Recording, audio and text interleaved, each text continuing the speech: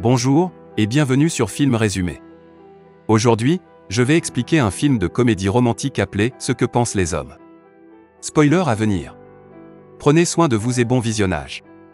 Le film commence alors qu'une gentille petite fille joue dans le terrain vague, elle sourit lorsque le garçon qu'elle aime s'approche d'elle.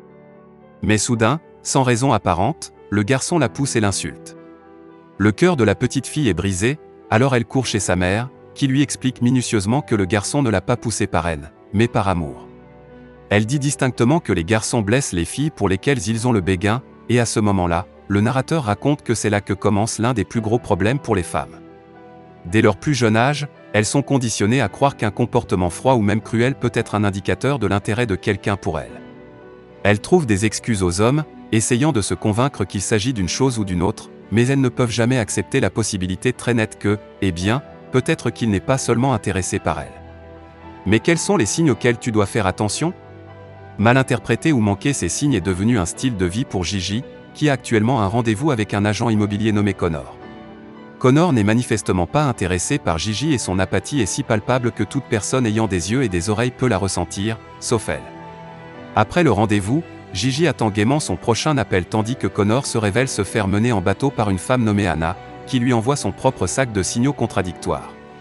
Les jours suivants, Gigi demande à sa sœur Janine de lui donner des conseils sur le dilemme « il veut, il ne veut pas » qui se joue dans sa tête. Et comme Gigi est un sacré numéro, il y a toute une équipe de soutien à Gigi, composée de Janine et de leur collègue, Beth.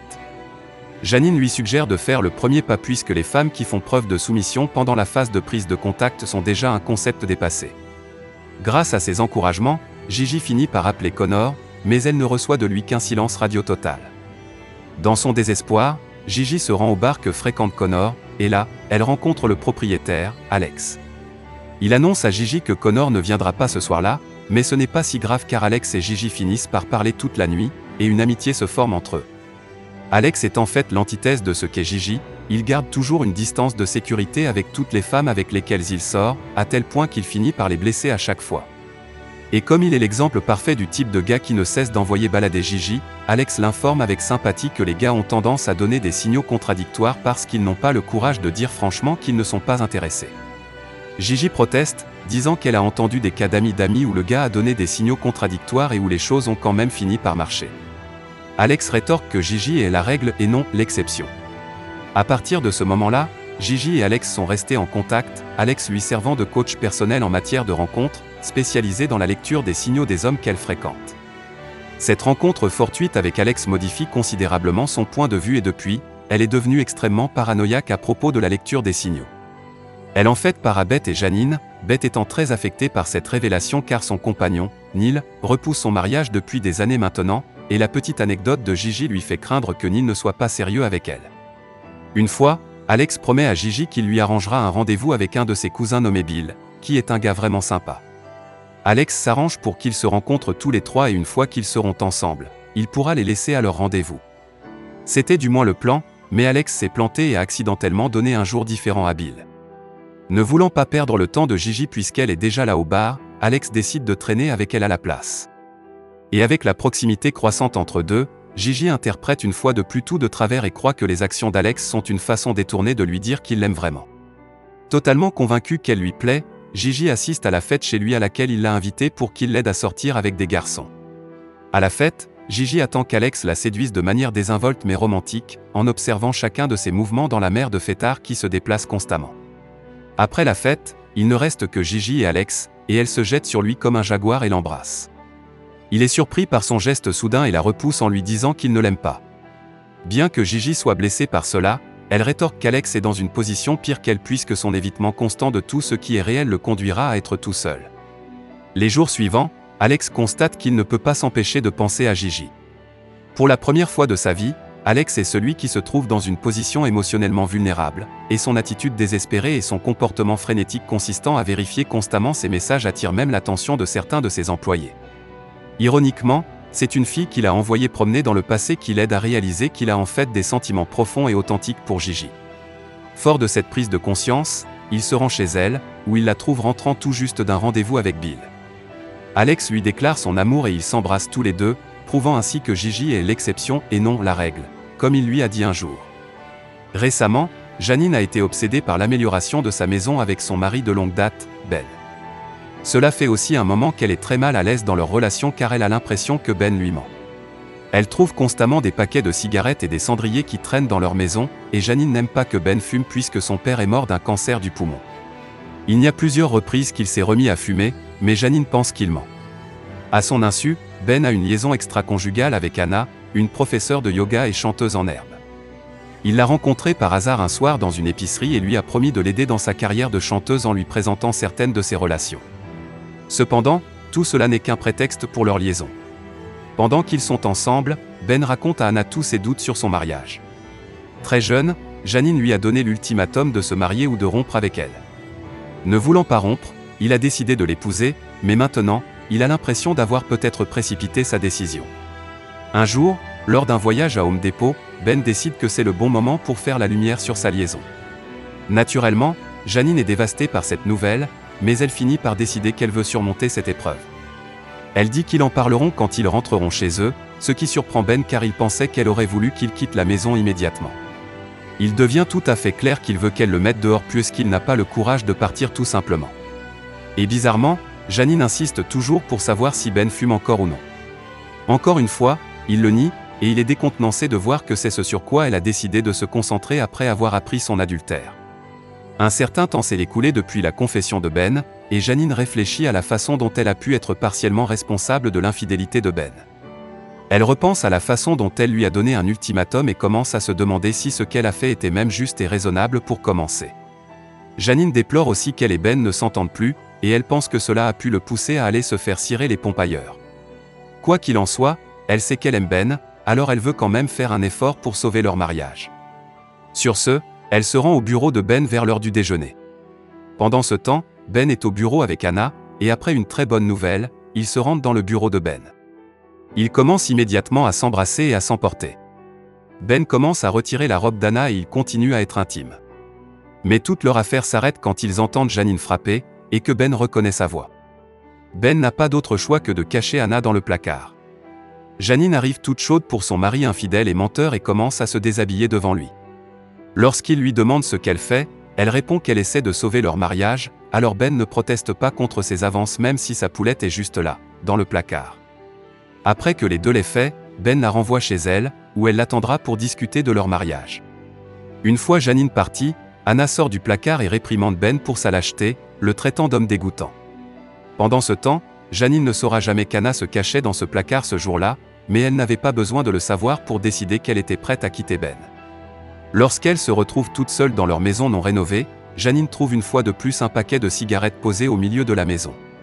C'est peut-être une petite chose par rapport à ce qu'il a fait, mais en voyant les cigarettes, Janine explose de colère. Lorsque Ben rentre à la maison, il trouve tous ses vêtements et ses affaires emballés et prêts à partir. Parmi elles, il y a un paquet de cigarettes sur lequel figure une note qui dit « Fais-toi plaisir ». Connor, le rendez-vous unique de Gigi, se retrouve aussi dans une situation précaire avec Anna. Connor n'a jamais appris la relation d'Anna avec Ben, et ils ne se sont jamais croisés. Contrairement à ce qui se passe avec Ben, Anna veut juste une relation de flirt occasionnelle avec Connor. Elle flirte avec lui un moment puis l'ignore à nouveau, refusant complètement de dormir avec lui. Anna a une amie nommée Marie, qui travaille dans la vente de publicité pour un journal local. Par coïncidence, Marie a aidé Connor à faire de la publicité pour son entreprise immobilière dans les journaux, mais ils ne se sont jamais rencontrés en personne. Comme Gigi, Marie se retrouve sans cesse à parler à des hommes superficiels qui ne veulent jamais rien de sérieux. Mais la différence entre elles est que Marie rencontre surtout des hommes en ligne, tout en se débattant avec les nouvelles formes de rencontres plus technologiques. Finalement, Connor convainc Anna de dormir à nouveau avec lui, et Anna décide de bien faire après le fiasco dans le bureau de Ben, peut-être pour se réconforter de cette expérience humiliante. Après cela, ils commencent à passer plus de temps ensemble et Connor surprend un jour Anna avec une propriété qu'il a achetée. Il lui assure qu'elle n'a pas à se décider tout de suite, mais il se demande si leur relation pourrait aller dans cette direction. Anna lui dit que ce sont toutes les choses qu'elle veut dans la vie et qu'elle apprécie, mais qu'elle ne l'aime tout simplement pas de cette façon. Connor sourit en acceptant, et ils s'embrassent dans une chaleureuse compréhension. Bien que son histoire avec Anna ne soit pas prête de décoller, les choses ne sont pas si mauvaises puisque Connor fait une rencontre fortuite dans un restaurant. Là, il rencontre Marie pour la première fois après avoir communiqué avec elle uniquement par téléphone tout au long de leur relation professionnelle. Et maintenant qu'ils sont face à face, ils découvrent qu'ils s'apprécient beaucoup. Beth, la collègue de Janine et Gigi, est dans une relation durable avec Neil depuis 7 ans maintenant, mais il ne lui a pas encore posé la grande question. Chaque fois qu'il en discute, Neil répond toujours que ce n'est pas qu'il n'est pas engagé dans leur relation, mais qu'il ne croit simplement pas au mariage. La plupart du temps, Beth et Neil ont une compréhension mutuelle de la question, et Beth laisse faire. Mais lorsque Gigi est arrivée au bureau avec ses révélations sur les mecs, les signaux et les problèmes d'engagement, Beth a été bouleversée par ses idées. Cela l'a poussé à confronter Neil, mais il est resté têtu sur sa vision du mariage, ce qui a conduit Beth à rompre avec lui. Quelques jours plus tard, Beth assiste au mariage de sa jeune sœur, où elle subit une série d'embarras. Tout le monde est au courant de son problème avec Neil, et cela devient le sujet de nombreuses conversations subtiles et pas si subtiles. Pour aggraver les choses, il y a ce sale type nuage qui est assis avec elle sur la table et qui essaie de la courtiser avec ses idées farfelues et à la limite de la folie. Pendant la réception de mariage, le père de Beth, Ken, est tragiquement victime d'une crise cardiaque. Il est rapidement emmené à l'hôpital et, heureusement, il survit. À cause de la récente crise cardiaque de Ken, toute la famille finit par passer plusieurs jours chez lui pour s'occuper de lui. L'aide-soignante en chef est Beth et ses sœurs, tandis que leur mari se prélasse de manière assez inutile dans la maison. Soudain, alors que Beth fait face à une journée particulièrement difficile, Neil arrive en ayant déjà fini de faire la plupart des plats. Fatiguée et triste, Beth se fond dans les bras de Neil, et elle est soulagée d'avoir un homme aussi fiable à ses côtés. Après un peu de temps seul, Beth et Neil ont tous deux eu le temps de réfléchir. Beth se rend compte que Neil a été plus un mari pour elle que ne l'ont été pour elle les maris insensibles de ses sœurs. Elle fait la paix avec le fait qu'il ne veut pas se marier et se contente de quelques promesses douces et très domestiques, comme le fait que Neil la laisse manger des snacks au lit et qu'il abandonne son affreux pantalon cargo. Mais dès le premier jour où il retourne vivre avec Beth, Neil a déjà brisé l'une des promesses qu'il avait faites. Il a toujours son pantalon cargo sur lui, alors Beth le confisque pour le jeter. Mais Neil lui demande de vérifier les poches pour voir s'il reste quelque chose à l'intérieur. À la grande surprise de Beth, elle trouve une bague de fiançailles dans la poche, et lorsqu'elle se retourne, Neil est enfin en train de la demander en mariage. Il lui dit qu'il l'aime tellement qu'il est prêt à renoncer à ses scrupules concernant le mariage juste pour la rendre heureuse. Épilogue à la fin, Gigi et Alex vivent heureux ensemble dans un appartement tandis que Janine emménage seule dans un appartement avec l'espoir de tourner la page de son mariage brisé. D'autre part, Ben achète de la bière seule après avoir réussi à écarter les deux femmes de sa vie. En parlant de ça, Anna fait quelques progrès dans sa carrière de chanteuse alors qu'elle chante à l'intérieur d'un restaurant. Connor et Marie sont maintenant en couple, alors Marie supprime la plupart de ses comptes de rencontres car elle sait qu'elle n'en a plus besoin.